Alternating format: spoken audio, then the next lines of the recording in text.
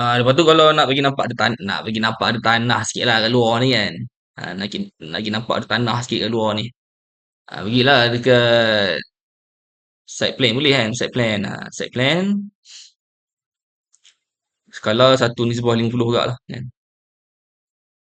Contohlah nak bagi nampak ada tanah sikit lah luar ni. Ada nampak laman. Nampak laman. Okay. Yang tu pergi ke sini. Measure inside ni. Dia ada topo surface kat sini. Topo surface kan. Absolute elevation. Elevation kat luar ni. Letak ni lah. Negatif 125 lah kan. Tak pun. Tak payah negatif lah kan. Kosong lah kan. Kosong. Absolute elevation. Place point.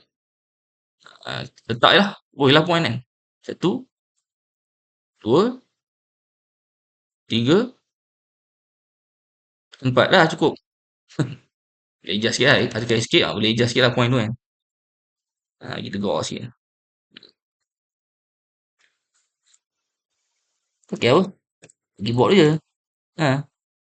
Mana? RM1. Bagi nampak kemas sikit. Okay.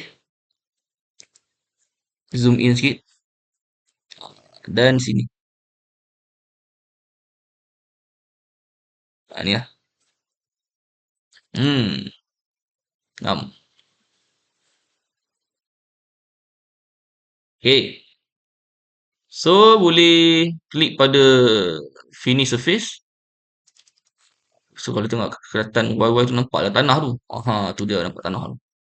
Baru nampak real kan. Okay. Kalau kat 3D.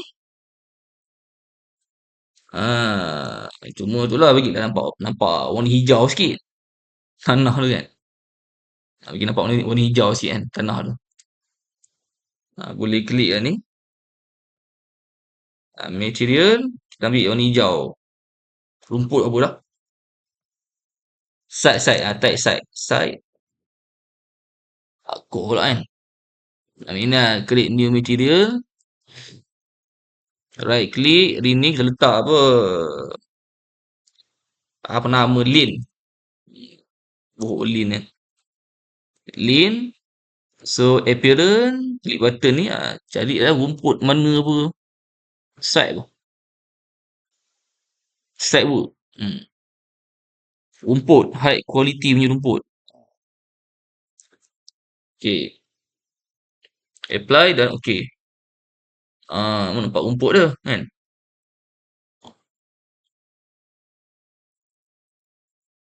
Ataupun ni bagi rendah sikit lah kan. Lane ni. Boleh rendah sikit. Depend lah macam mana kan.